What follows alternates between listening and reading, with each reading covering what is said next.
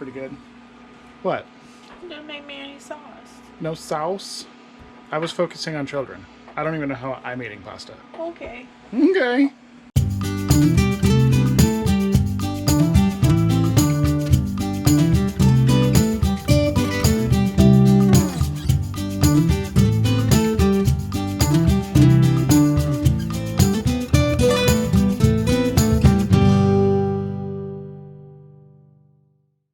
Are you in a car swing? Let's see how this works. It's very Flintstones of you with your feet hanging out the bottom.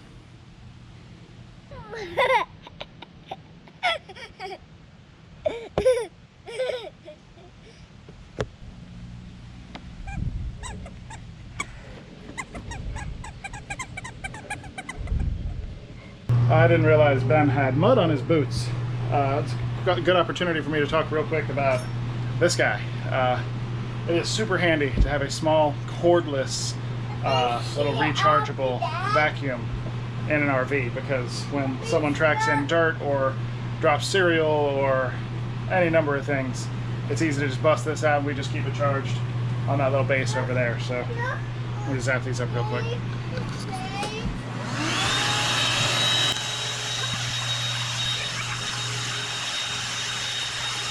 Hey, what do you think of our tablecloth? We, I don't remember where we found this, but we actually, we cut it a lot to fit, so it was small. And then we just kind of have it hooked on this power strip over here that we got from IKEA. It moves around and slides around a lot, but the table underneath is so dark. We put it on there just to brighten things up, and it's such a busy pattern that when the kids make a mess, like there's a piece of biscuit crumb there or something, you can't even really tell. So we like it, but we wish it fit better. We're trying to figure out a better way to make it fit. Any ideas? But it sure is nice making lunch for just one kid. Got tacos, cheesy puffs, fruit snacks, applesauce. Do you want milk or juice? Milk? All right, coming up. Guess what? Trash run.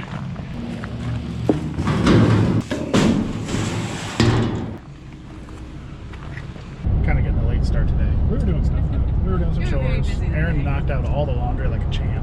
6 loads of laundry. 6 loads of laundry. I guess it's a good, nice laundromat. It is. It's adequate. Adequate. Okay, Exactly. There we go. That's the right word. And it's Monday, so there was no one else in there. No, there were other people in Oh, there. there We were? were just Okay. staggered appropriately. Gotcha. There wasn't like someone left a load in there for 2 Everybody hours. was very considerate. Yeah.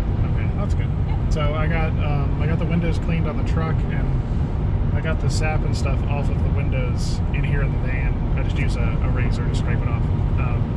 There's still some on the paint, and there's still a ton of pine needles like up over the door in the back and a couple other areas. And we'll get them. I had the doors open and the AC blasting for a while just to kind of get that musty smell out, and it helped a bit. Yeah, It's still definitely there, and we need to get some, air freshener stuff. But it sat for a while, so it just got kind of funny smelling. So we'll get it all sorted out. So we're headed back down to Mom's to retrieve the 2 girls. Yep. I'd love to not. They can stay with her for longer, but I'm sure we'll lose them again sometime soon enough. Ben was very concerned last night that the girls weren't with us. Yeah, he kept looking for Brooke and looking for Tara. Asking us where they were. Yeah, it was cute.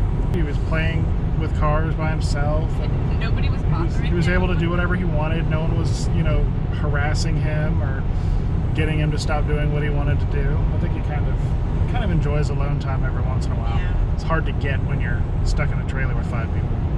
This is our first time coming back to, I guess, what we consider home now, because this is where my mom is, and this is where a lot of our friends are. My dad is here, and my brother and sister-in-law are here, and all of our friends live here. Yeah, but we don't have anything here. Like we don't have a house. No house, no storage unit, we're not tied to here other than the people.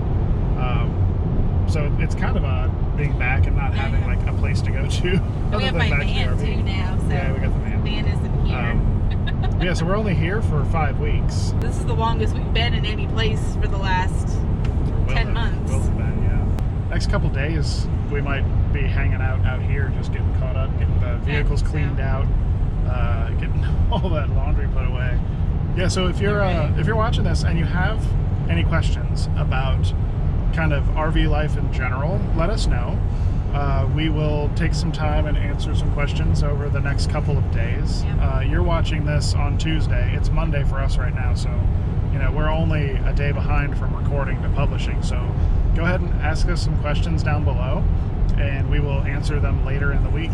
Okay, I remembered the question that I wanted to answer while we were driving and not interrupted by people in the back. I mean, Ben's doing a good job snoring back there. Oh my gosh, he's snoring so loudly. But the first question that we get from everybody, my mother included, random people we walk or run into on the road, friends we've been visiting, people we don't even know. The very first question is, what's your favorite place that you've been to? What is your favorite place that we have been to? I know the one that always comes to the top of my mind is White Sands, New Mexico. Mm-hmm. We have an episode for that. I'll link it in the card up here. It was just amazing. Like, it was so cool that we went there 3 times in the 4 days that we were there. We actually went there twice in one day because it was so cool, and we wanted to see it in the day and in the evening. Go check out that episode and go there. Like, it's awesome, and New Mexico as a whole is really a cool state. Like, I was completely blown away. We, back in Sticks and Bricks life, when you have a week or two of vacation a year, New Mexico was nowhere near that list. But now I'm like, I could live there. Like, I could live in northern Albuquerque or Santa Fe or somewhere like that. Like, it's a really cool state. Yeah, it's beautiful. State. And the food. I wanted to know my favorite. Aaron, favorite place? What is our favorite place that we have been on this trip that is not a theme park or other such area? Okay, so my first favorite thing is all the family we've gotten to visit that we wouldn't have normally seen this year. Or at any time, because some of the people that we've gone to visit I haven't seen in 15 years, if not more. Yeah, they're all over the place too. Yeah, and some I had only ever spoke to on the phone, and they lived in beautiful places that we might not have gone to visit had they not have lived there. We went and visited 2 of my friends from high school. They lived on opposite ends of the country, but those were some of our best times. Going to see Shelby out in San Francisco and seeing Aaron in Vermont. The kids had a blast. We made great memories, and I got to see people I haven't seen since we graduated from high school almost 20 years ago. That's what it says. It's half your life ago. Right. So, it's that has been my favorite thing. But if you're asking me for a specific place, I have really enjoyed remembering the times that we had in Northern California on the coast and on the Oregon coast. That the water and the beaches on the West Coast are so different from here that it's just hard to put into words just how beautiful the Pacific Ocean is and the coastline in the United States. Yeah. And I'm going to jump in real quick because that is also, the West Coast, hands down, more amazing and gorgeous than the East Coast in almost every way. Then you have the mountains basically going directly into the ocean. Yeah, that's what's really weird. Yeah. Because everything's pretty flat around here. Oh yeah, East Coast is flat. And you can walk out onto every beach. Like, there's sand and there are dunes and you can walk right out.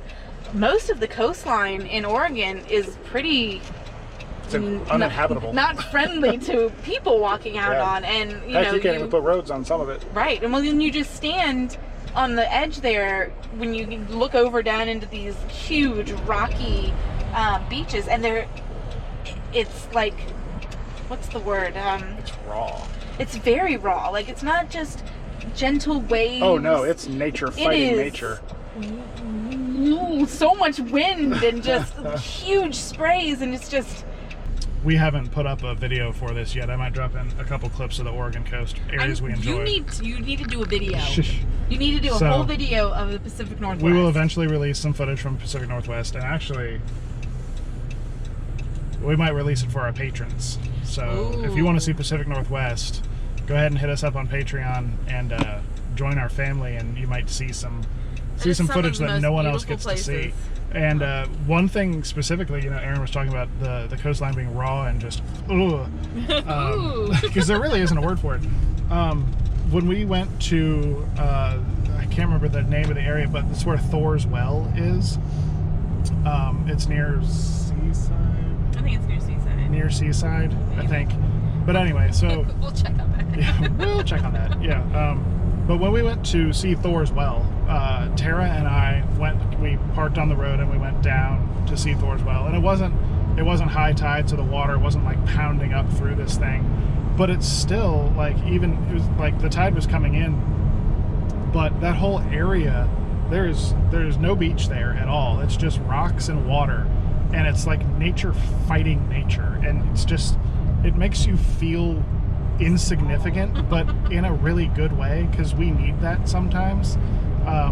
So being able to stand there and know that if you went 5 feet that way, it's all gone. Like you have no dog in that fight. Nature is so much stronger and more powerful than anything you can hope to do.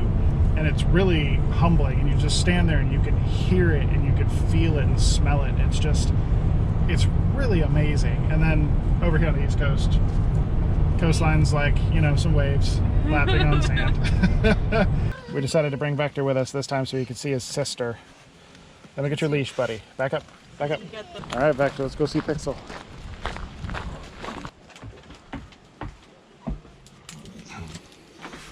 Go, go. No, he really doesn't care.